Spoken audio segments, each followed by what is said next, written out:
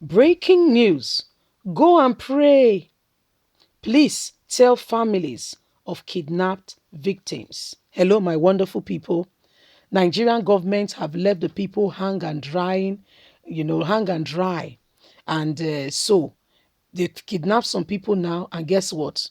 They went to the police and the police said, you will go home and pray. Oh, because we know that we reported to you that Nigerian Senate is passing out a bill that anyone who pays ransom to kidnappers will go to 15 years imprisonment. But let's now ask the question, what are you putting in place to ensure that this does not happen, so the people do not even have to think about paying ransom? Is anybody happy to part away with their hard-earned money they've worked for? Some people go and sell family land and do all that.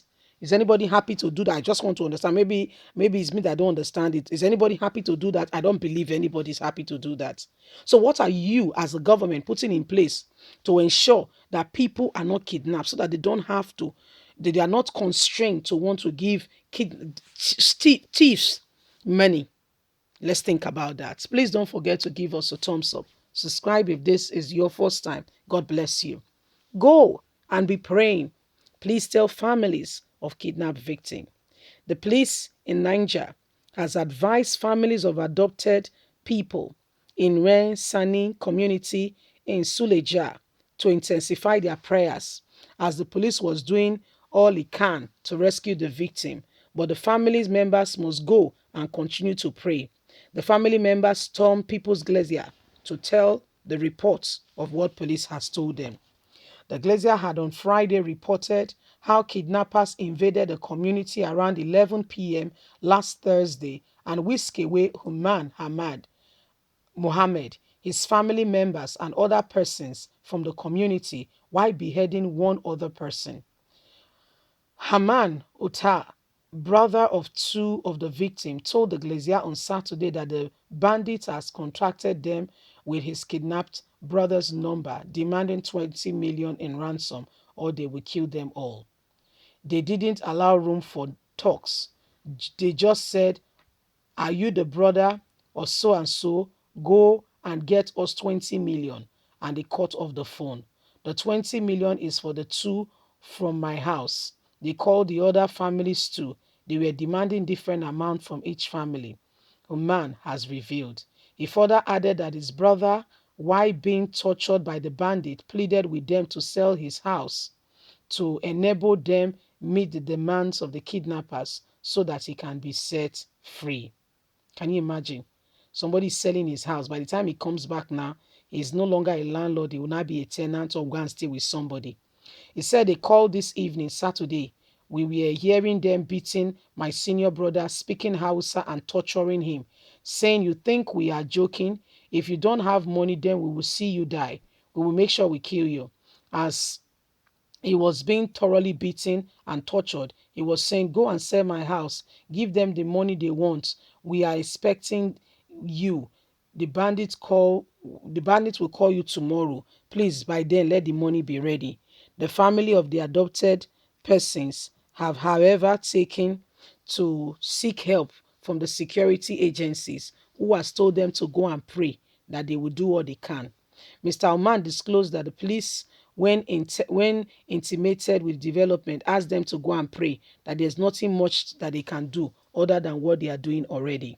Speaking with the Glacier on Sunday, the state police spokesman, ASP Osuru Abiodun, while noting that security don't participate in the issue of ransom, however, assured that they will continue to do what they can to see how they will rescue these people as we are on the trail of the matter. The Emir of Suleja, Ibrahim, and other community leaders met on Friday with victim family to discuss the ransom demands and how the money could be raised. Mr. Altami declared the lack of adequate security personnel in Suleiman, questioning the government's proposition on ban of payment of ransom when they have failed their primary duty in the responsibility of taking care of people. When I'm going to work in Abuja, I see how everybody is protected. Military personnel's MOPO are protecting them because they hear that Boko Haram hostility and its flag is in the villages in Niger State. But you will walk from Suleja till you enter Abuja. You won't see a single policeman or patrol vehicle. They just want to pass the law to scare people, and they cannot do anything about it to solve the problem. So this is what families are really going through. It's really a tough one out there, I must tell you. It's a very difficult situation where families are seeing their family members being adopted, and you can hear a mature man being beaten, and you won't know what he'll be beaten beyond you can even recognize his name. And I mean, beaten to the point of only God knows. And guess what? He had no choice but to be saying to them, please sell my property and do this and do that. The Nigerian government is insisting that a law be passed to prevent people from giving whatever to bandits.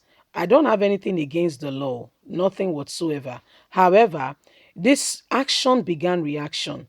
Do your bit. Ensure that there is security. There will be no need to be kidnapped, to be for ransom to be demanded. You have not done anything. You won't be how what excuse me? You wait, you're not on fire. You say you don't cook soup. I'm trying very hard to really give an explanation here. I'm trying really hard. As a government, you've not done it is the government fundamental duty. As a matter of fact, if they can't do it, they are failed. Okay, if they cannot do that first duty, is number one on the agenda. If it cannot be carried out, it is called a failed government. People should not pay to ransom. I agree. They shouldn't. It's encouraging them to do more. It's fueling it, giving them money, and making them see that it's a lucrative business. However, have you done your bit to ensure that this is not a pattern? What are you doing to ensure that people are free, able to go about their business and are not being kidnapped? If you listen to the man's narrative very well, he stays in Niger State but works in Abuja. He said when you enter Abuja, you see Mopo, you see all kinds of security personnel. He said, but between his journey from Niger State to Abuja, there is not a single policeman, petrol vehicle on the road. No vehicle patrolling, and making sure that preventing any kind of misharm from happening, but yet they are passing out laws. Do you blame the people of that village if they sit together to say, how can we raise this money? Again, there is a thin line. Could it be another way of making people, impoverishing the people, ensuring that that man that was proud, he sells his house? Could it be planned? There's all kinds of vices going on in our country today. And nobody's speaking up to say enough is enough. This is not accepted. So when you look at everything that is happening, one is tempted to say, what is going on? Leave us a comment. God bless you. Bye for now.